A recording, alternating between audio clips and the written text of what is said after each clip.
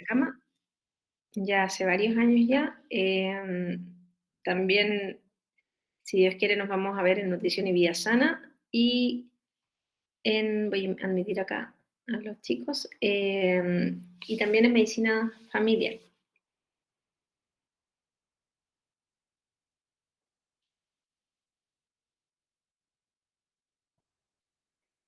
Vamos a ver un video, voy a sacar esto, voy a ver si resulta, porque generalmente no me ha resultado casi nunca, pero vamos a intentar.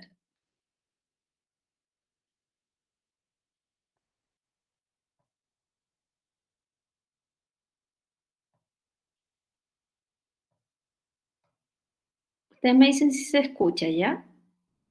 ¿Se escucha? ¿Se escu- Se escucha súper alto, pero sí. Ah, Sí, ya, a la altura sí. ya. Ay, falta otra compañera acá. Ya.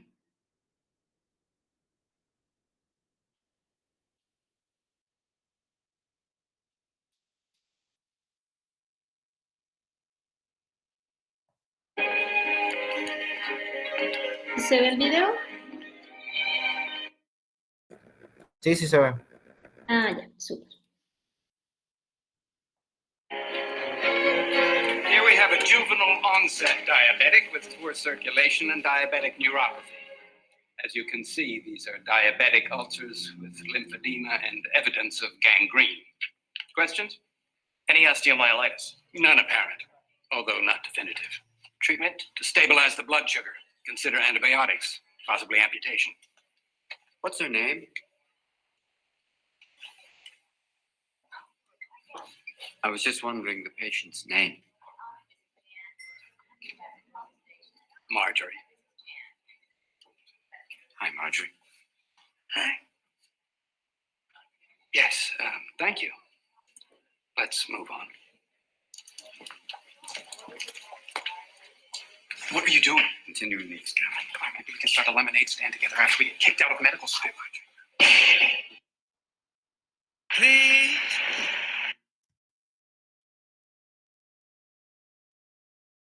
Ya. ¿Vieron el video, cierto? Sí.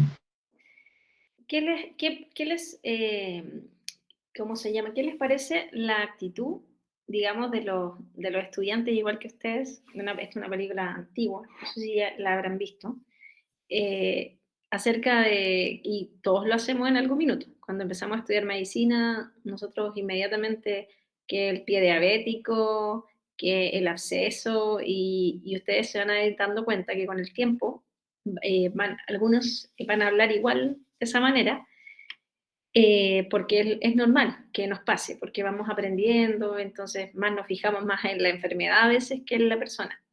La actitud en el fondo, desde el punto de vista de la ética, está bien. La primera actitud que tuvieron los alumnos y el profesor, sin mencionar, digamos, mayores datos, dando solo el aspecto nomás de la patología o enfermedad. ¿Qué piensan ustedes?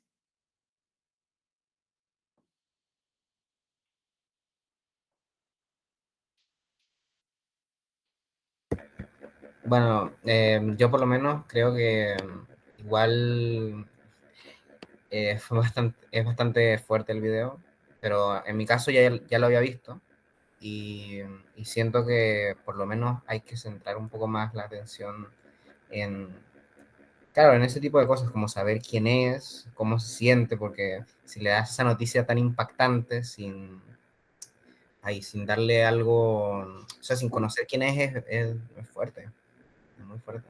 Totalmente, y tiene que ver con la ética, por eso está la bioética involucrada en la medicina, porque si no, solamente diríamos, tiene esto, hay que hacer esto, y todo sería más mecánico. Entonces, por eso es importante la bioética. Hoy día vamos a ver, bueno, la introducción, los principios de la bioética de estos dos autores, el respeto de la autonomía, la no maleficencia, la beneficencia y la justicia. Hay partes que no voy a ahondar mucho, porque no me interesan más que nada descripción de la historia para que ustedes sepan, pero lo que me interesa es que ustedes vayan aprendiendo cuáles son estos principios y a qué en el fondo se refieren, que eso es lo más importante.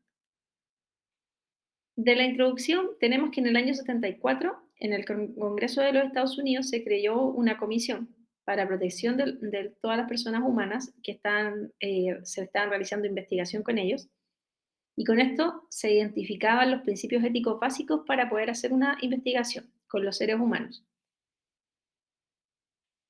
Déjenme entrar una compañera.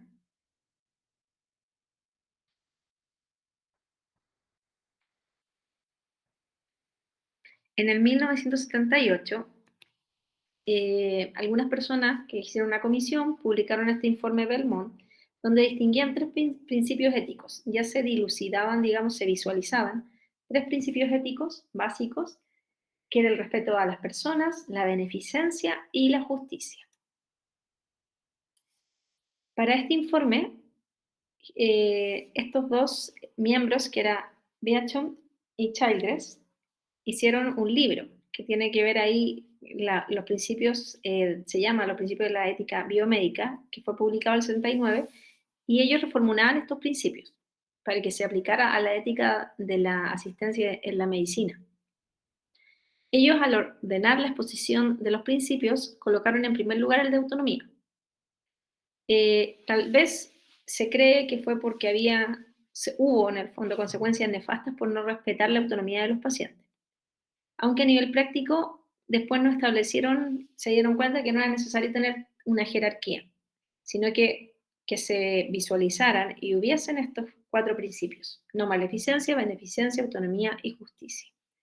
Y a partir de entonces, estos autores en el fondo tomaron en el fondo una acción frente a estos principios y nos dieron un orden en este libro, donde defendieron estos cuatro, y vamos a decir, ¿cuáles son los principios de la bioética? El primero, la autonomía. La autonomía se refiere, en el fondo viene de la palabra autonomía, que proviene del griego y significa autogobierno. Se usa por primera vez para referirse a la capacidad de autogobierno en la ciudad-estado en la Grecia antigua. Para estos dos autores, el individuo autónomo es el que actúa libremente, de acuerdo con un plan autoescogido. En el fondo, es la libertad que tiene la persona de escoger lo que quiere hacer, lo que quiere comer, lo que quiere, con quién se quiere tratar, etc. Entonces, en el fondo, que un ser autónomo no significa que va a seguir siempre sus deseos, sino que también tiene que ver se introduce el otro principio, que sería la moralidad, los valores, etc. Pero en el fondo la autonomía en la parte médica es darle al paciente a conocer un tratamiento, por ejemplo, y el paciente es el que tiene que tomar como la idea de qué es lo que va a realizar, en cuanto si va a realizar el tratamiento, no lo va a realizar.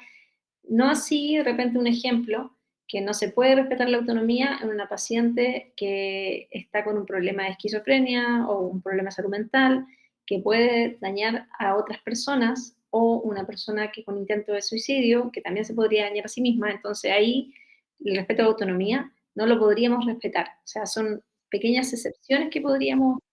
Sí,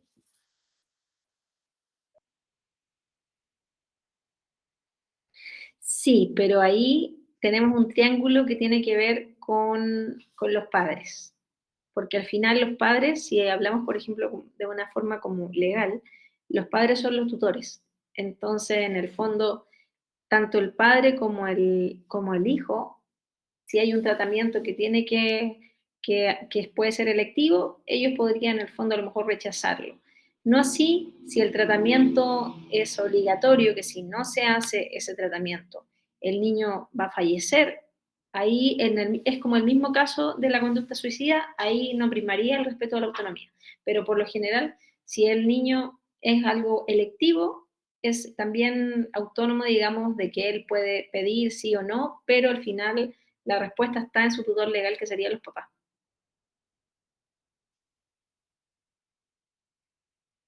Bueno, ahí tenemos un poco más de la autonomía. La autonomía de una persona es respetada cuando se reconoce el derecho a mantener puntos de vista, a hacer elecciones y a realizar acciones basadas en valores, creencias personales. El respeto por la autonomía del paciente obliga a los profesionales a revelar la información, a asegurar la comprensión y la voluntariedad y potenciar la participación del paciente en la toma de decisiones, salvo, como les decía, excepto en digamos, alguna enfermedad o algo que le va a generar un riesgo para sí mismo o para otros. Y también, a excepción, como recién respondía el compañero, de un paciente que es menor de edad, que también se ve la autonomía, pero va como muy equilibrada con la autonomía que tenga el papá. O sea, el tutor legal en el que define si se va a hacer un tratamiento o no al final, salvo que este tratamiento no sea que vaya a dañar su vida, sino que sea algo más electivo. Estos autores nos dan algunas reglas para tratar a las personas de manera autónoma. Decir la verdad, respetar la privacidad de otros, proteger la confidencialidad de la información, obtener el consentimiento para intervención a los pacientes. Cuando te lo pidan, ayuda a otros a tomar decisiones importantes. Son como los consejos que ellos dan. El principio de la no maleficencia. Este tiene que ver con la obligación de no infringir el daño intencionadamente. Este principio se inscribe en la tradición de la máxima clásica de la Grecia, primum non nocere, que lo primero es no dañar, aunque la máxima como tal no se encuentra en los tratados de Hipócrates. Sí existe una obligación de no maleficencia expresada en el juramento hipocrático. Así, sobre el uso del régimen para el beneficio de los pacientes, este juramento dice, si es para su daño, lo impediré. O sea, en el fondo, es tratar de no hacer el daño. Eso es lo más básico de este principio. Algunos filósofos consideran a la no maleficencia y a la beneficencia como un mismo principio, pero para Batum y Childress, la obligación de no dañar a otros, por ejemplo, no robar, no lastimar o no matar, es claramente distinta a la obligación de ayudar, por ejemplo, ofrecer beneficios, proteger intereses o promover bienestar. Por ejemplo, si pensamos en el principio que tiene que ver con la no maleficencia, es no dañar, es no generar algún daño. Incluso si yo voy a hacer algo que pueda dañar, es mejor que no lo haga. O sea, ese es en el fondo lo que rige este principio. Las típicas reglas que refieren a este principio son no matar, no causar dolor o sufrimiento, no incapacitar a otros, no ofender a otros, no privar a otros de aquellos que aprecian en la vida. La beneficencia no es que sea lo opuesto a la no maleficencia, en el sentido de que, claro, lo otro es no generar daño y esto es realizar cosas positivas en el fondo. Pero no es, para que me entiendan, si la beneficencia yo no hago daño, o sea, la no maleficencia yo no hago daño, yo la beneficencia voy a hacer algo para que no genere daño, no. Es totalmente, son dos cosas distintas, porque la otra es no generar el daño y la beneficencia es hacer alguna acción que yo pueda ayudar a la persona. Por ejemplo, si yo al hacer algo voy a generar daño, ahí en el fondo sería el proceso solamente sería no maleficencia, porque beneficencia yo no puedo hacer algo para no generar daño. No sé si lo estoy enredando o me están entendiendo.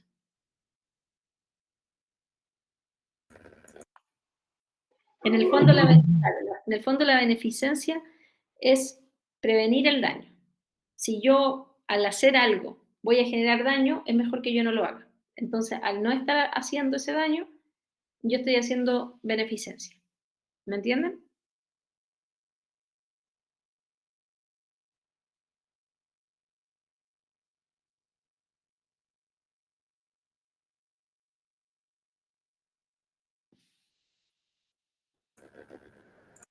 Sí, profe, se entiende.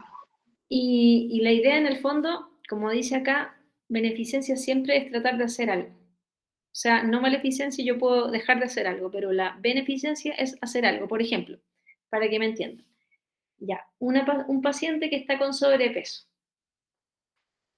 Si yo está en la consulta y me dice que quiere tomar un medicamento que es la fentermina, que es un medicamento para adelgazar, y esta persona, además de tener sobrepeso, tiene una cardiopatía. Si yo le receto ese medicamento, ¿la voy a ayudar a bajar de peso? Sí, la voy a ayudar, pero puedo generarle daño a su cardiopatía. Entonces ahí estaría primando el principio de la no maleficencia. ¿Me entienden? Sí. Y por ejemplo, si esta persona con sobrepeso, yo la mando a hacer deporte, a comer dieta saludable, ¿cuál principio estaría primando ahí? La beneficencia. Súper bien. Entonces les quedó muy claro. Algunos ejemplos de la regla de la beneficencia, según los dos autores, es proteger y defender los derechos de otros, prevenir el daño que pueda ocurrir a otros, quitar las condiciones que causarán daño a otros, ayudar a las personas con discapacidades, rescatar a personas del peligro. O sea, si ustedes se dan cuenta, es siempre generar una acción. Tenemos entonces, ya hemos hablado de 3 principios que son importantes: autonomía, beneficencia y no maleficencia. Tenemos el principio de la justicia. Las desigualdades en el acceso al cuidado de la salud y el incremento de los costes o costos de estos cuidados van ocasionando que en el ámbito de la sanidad haya un concepto que se llama justicia social, que yo me imagino que igual con el estallido social estuvo súper ahí primando la justicia social. Acá se refiere que la máxima clásica de este autor, Ulpiano, dice que la justicia consiste en dar a cada uno lo suyo. De un modo similar, Beauchamp y Childress entienden que la justicia es el tratamiento equitativo y apropiado a la luz de lo que es debida a una persona. Una injusticia se produce cuando se le niega a una persona el bien al que tiene derecho o no se distribuyen las cargas equitativamente. El término relevante en este contexto es el de la justicia distributiva, o sea, que se distribuya equitativamente. Por lo tanto, se refiere a distribución imparcial, equitativa y apropiada en la sociedad. Los aspectos incluyen las políticas que asignan los beneficios diversos y cargas tales como propiedad, recursos, privilegios o oportunidades. Son varias las instituciones públicas y privadas implicadas, incluyendo el gobierno y el sistema sanitario. Los problemas de la justicia distributiva aumentan bajo condiciones de escasez y competición. Se han propuesto varios criterios de distribución, a cada persona una participación igual, a cada persona de acuerdo con sus necesidades individuales, a cada persona de acuerdo a sus esfuerzos individuales y a cada persona de acuerdo a contribución social y de acuerdo a sus méritos. Por ejemplo, si yo, hablemos en medicina, si tenemos 2 pacientes, una paciente que esto afortunadamente ya no está pasando como antes, pero antes sí pasaba, y esta paciente llegó a una clínica y tiene su familiar grave que lo trajo y no lo quieren atender porque necesitan un pagaré. ¿Eso es justicia? No, No, ¿no es cierto? ¿Y por qué no? ¿Está bien? ¿Está mal? no, porque esa persona se quedaría sin algo que necesita porque no tiene dinero.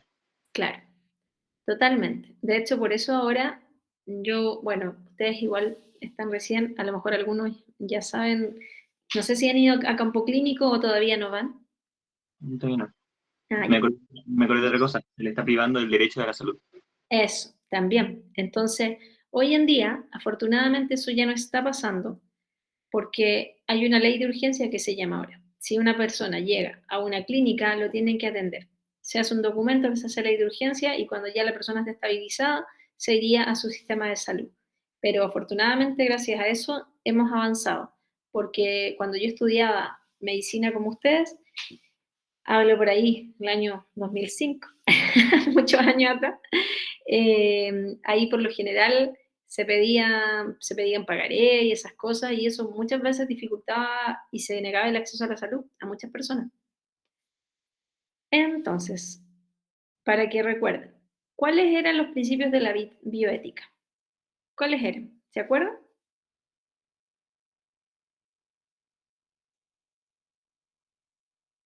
Son 4. La justicia. Y algunos pueden ser varios, que puedan así como acordarse a qué se referían cada uno.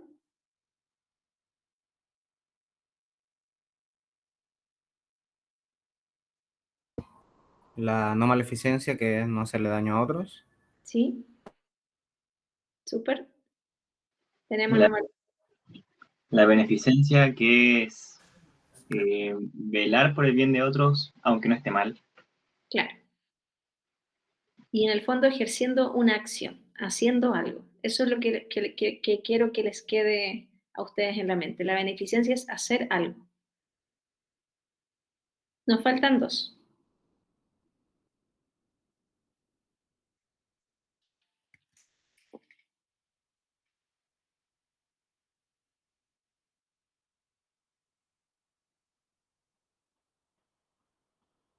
Como la autonomía del paciente, de lo que quiere hacer. Sí, de lo que quiere ser, de lo que quiere hacer, de tomar su decisión, sí.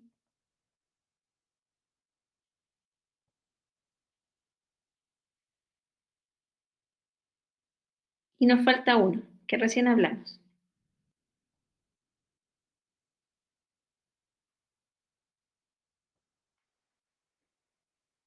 La justicia, ¿no es cierto? Esa nos falta.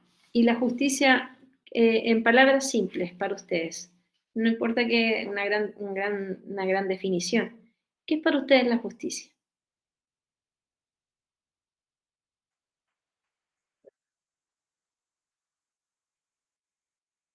Claro, a la distribución, por ejemplo, de bienes, a la distribución de la salud, etcétera. En cuanto a la relación clínica y los valores, ustedes, esto igual lo vamos a ver después, pero hay como un recordatorio. ¿Ustedes saben lo que es la objeción de conciencia?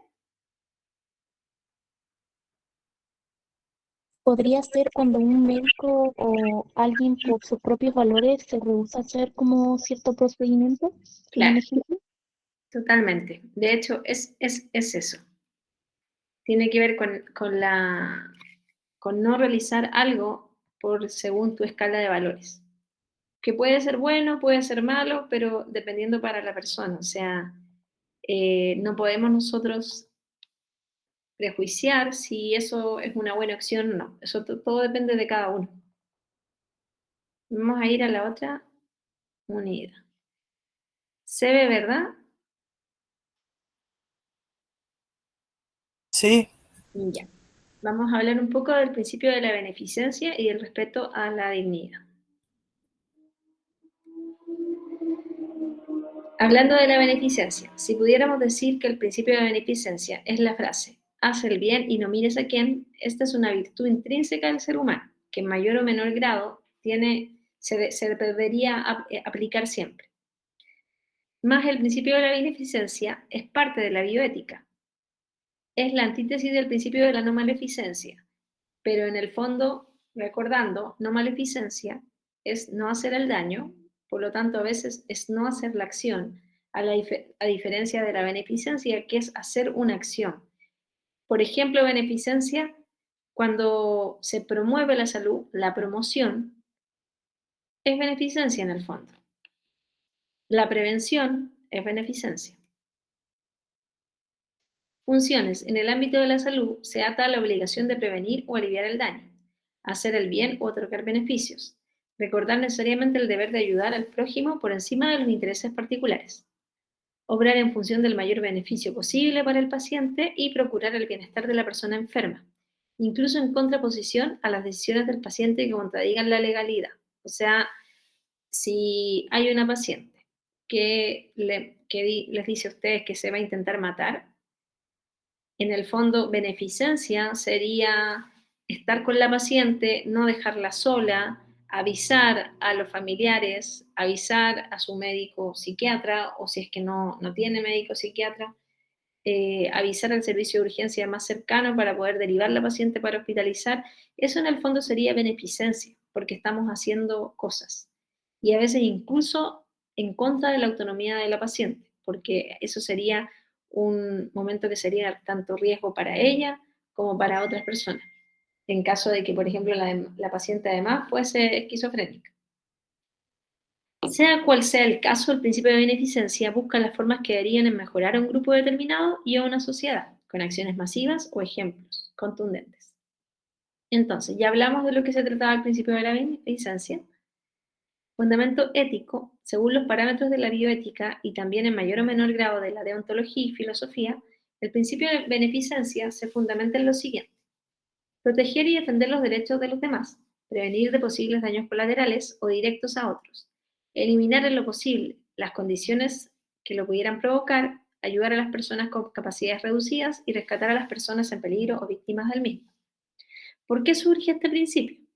Luego de esta tensa campaña del 74, el presidente de los Estados Unidos, Richard Nixon, firmó un proyecto de ley nacional para la investigación científica. Y ahí nos hace alusión de lo que hablábamos recién, que en el fondo se visualizan estos tres principios de estos dos autores y luego se incluye en el fondo también la no maleficencia y llegan a ser 4. ¿El paciente debe estar de acuerdo con el principio de la beneficencia? Absolutamente sí. Se requiere autorización, consentimiento del paciente o de su tutor o representante legal, lo que hablábamos recién de un paciente menor de edad, según sea la situación en que las capacidades o edad refiere. A cada paciente se le va a entender como un agente moral, un agente que en el fondo que tiene principios, que tiene capacidad de elegir sus propias decisiones. En el caso de las personas con capacidades diferentes, se requiere interpretación por parte de familiares y especialistas de explicaciones de procedimientos a realizar, requiriéndose en la medida de lo posible el consenso entre todos. La relación médico-paciente en el principio de beneficencia. Esto se logra cumplir cuando se consigue respetar mayormente la autonomía legal y la capacidad psicológica del paciente, en pro de mejorar su calidad de vida y o reconstruirla en base a los cambios inherentes de lo que truncó su salud. En la investigación biomédica, donde se aplica el principio de la beneficencia, es obligatorio realizar balances de los beneficios y de los riesgos, para que los resultados se transformen en hechos favorables para el paciente. Las reglas del principio de beneficencia obligan al área científica, tanto médicos como investigadores, enfermeros, paramédicos, para proteger y defender derechos de los demás, previniendo todo daño posible que esté bajo su cuidado. Por igual deben evitar el detrimento que produzca perjuicio a otros, rescatar a personas que se encuentran en peligro y ayudar a individuos con capacidades reducidas. En estas últimas, la OMS ha incluido a personas con episodios psicóticos y depresivos. Los elementos del principio de la beneficencia. Se caracteriza por ser una especie de elipsis donde se va enfatizando una y otra vez el mismo punto: brindar ayuda y asistencia desinteresada. Los dos elementos fundamentales, el primordial es la beneficencia positiva, positive beneficence, y el recordatorio perenne de la obligación de proporcionar beneficio al prójimo, o sea, realizar una acción. Su complemento es el principio de utilidad, donde se analizan las connotaciones científico-lógicas, legales y o morales en aquellos casos en los que entran en juego los riesgos por beneficio. O sea, en el fondo, se refiere al principio de utilidad si esta acción que voy a realizar va a ser útil o no. A eso se está refiriendo. Y es que muchas acciones de la beneficencia no están libres de consecuencias negativas, por eso me refería a eso. Un ejemplo es la necesidad de amputar algún miembro para conservar la vida del paciente. Sin embargo, hay que respetar la dignidad de las personas ante este proceso que se realice, porque si la persona no se quiere amputar y hay otra forma de detener el daño, habría que hacerlo. Las limitaciones para la aplicación. También posee limitaciones. Algunos ejemplos que respaldarían la decisión de limitar o no aplicar el mismo serían: una, que el personal médico corre riesgo de perder su salud, su vida o pérdida parcial o total de algún miembro. Por ejemplo, una persona que quedó atrapada bajo un derrumbe y en el fondo al rescatarla la podemos ayudar, pero podríamos perder la vida. Que el personal esté psicofísicamente imposibilitado de aplicar la ayuda necesaria por sucesos o acciones no normales. Por ejemplo, un terremoto, un tsunami, etc. Y nadie, obviamente, puede ser obligado a dar la vida por otro. Las acciones paternalistas se resumen en la forma que el profesional de la medicina asume un rol diligente y de torno paternal con el paciente, para que perciba las implicaciones negativas de desobedecer un tratamiento o procedimiento. Dicho tono también es aplicable por los familiares o representantes. Por ejemplo, si no dejas de tomar, no te voy a atender más. Y el paciente está contento con la atención y es su médico que lo trata hace muchos años, por decirle un ejemplo. Todo esto con el fin de emplazarle a ser copartícipe en la recuperación. O sea, muchas veces se toman esas acciones para que el paciente llegue al estado en el fondo contemplativo, precontemplativo y pueda empezar a ejecutar, digamos, las acciones para hacer el cambio. Las acciones paternalistas buscan aminorar el dolor, disminuirlo, del paciente, evitándole el estrés de conocer por completo el estado total de salud, sin que esto pueda considerarse mentira o omisión. De manera gradual y en base a su estado de salud psicofísico y estudio de alternativas, el médico va a explicar al paciente su situación para que él la vaya asumiendo de manera pausada. Todo esto con el fin de emplazarle a ser copartícipe. Por ejemplo, una, una paciente que está embarazada, le están haciendo la eco y se dan cuenta que el bebé falleció. En el fondo, se le tiene que decir a esa paciente y se le tiene que explicar que va a tener que hacer igual un aborto o un vaciamiento en el fondo, porque eso, si se queda con eso, digamos, con el bebé, va a ser riesgo para la vida. Entonces, en el fondo, todo eso se tiene que explicar. ¿De qué se trata la autonomía del paciente? Es para recordar, ¿se acuerdan de lo que era la autonomía?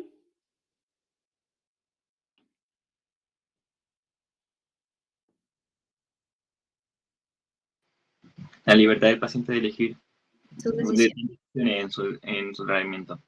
claro. ¿Y qué es el consentimiento informado? ¿Alguno sabe lo que es eso? O sea, es como que el paciente antes de tomar esta decisión tiene que estar informado respecto a las posibles consecuencias y lo que esto conlleva.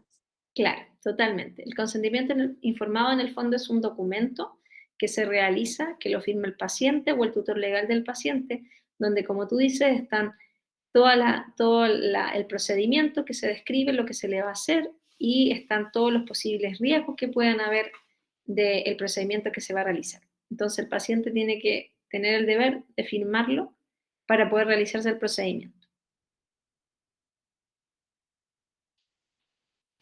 Vamos a ver unos videos.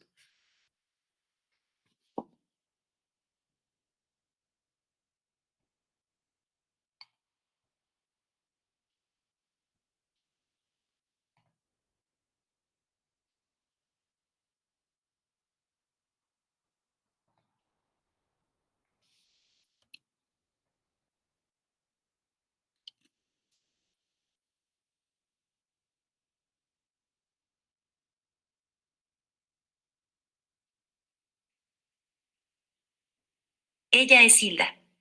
Hilda es una abuelita con una... ¿Se escucha, cierto? Sí. Ya. Ella es Hilda. Hilda es una abuelita con una enfermedad muy grave. Un cáncer de páncreas muy avanzado. En la consulta, Hilda le dice a su doctor que ya se siente agotada y que no quiere seguir el tratamiento. Después de todo ya vivió los años suficientes. El doctor le comenta que eso es normal y que mañana se encontrará mejor por lo que debe seguir. La abuelita insiste en dejar el tratamiento, dice que lo meditó por mucho tiempo. Pero el doctor le niega esa posibilidad y le indica que continúe con sus sesiones el mismo día. ¿Es esto correcto? ¿Qué hubieras hecho tú si Hilda hubiera Bueno, llegado a tu consulta?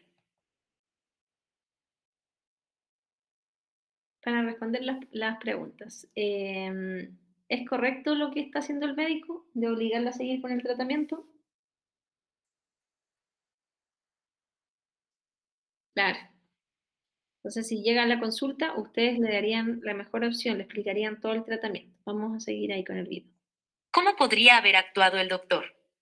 Hoy, en Ética en Palabras Concisas, responderemos a esta pregunta.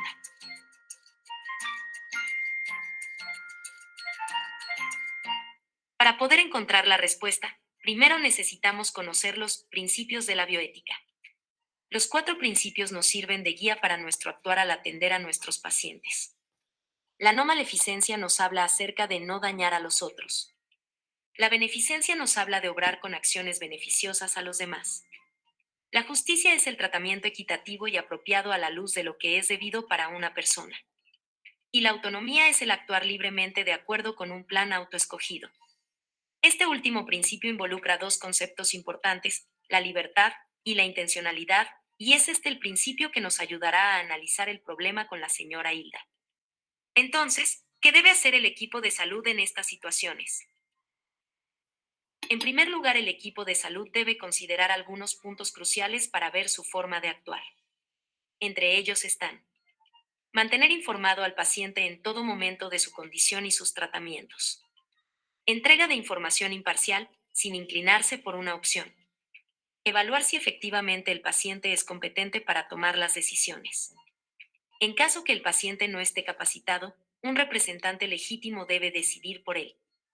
Recordar siempre que el paciente sabe lo que es mejor para sí mismo de acuerdo a su cultura, valores, emociones, preferencias y visión de vida.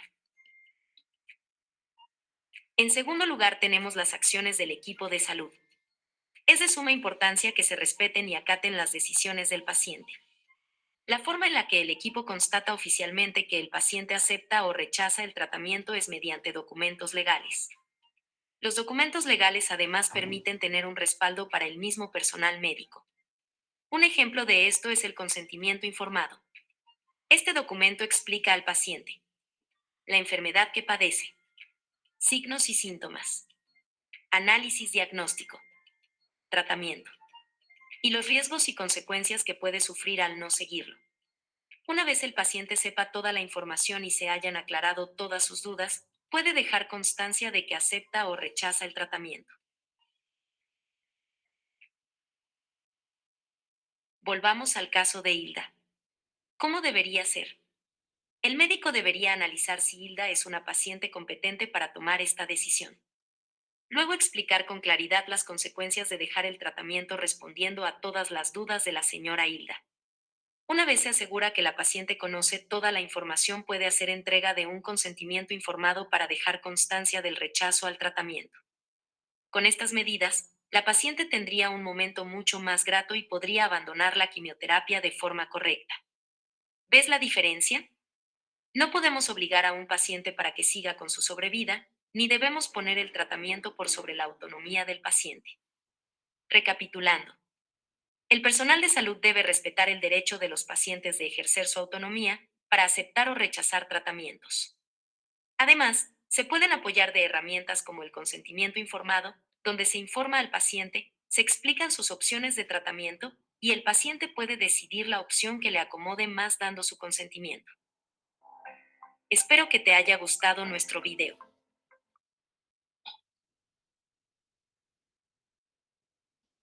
Ya, entendieron, ¿cierto? Eso fue como para resumir en el fondo lo que habíamos conversado en las clases. ¿Alguna duda que tengan?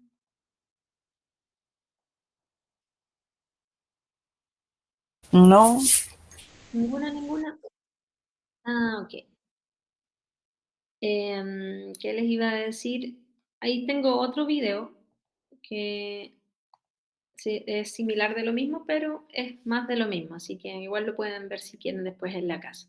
Como conclusión, el principio de la beneficencia se fundamenta en proteger y defender los derechos de los demás, prevenir los posibles daños colaterales y directos, eliminar las condiciones que pudieran provocar daño, ayudar a las personas con capacidades reducidas, rescatar a las personas en peligro o víctimas de algún peligro, surge para proteger los derechos de las personas en el 74.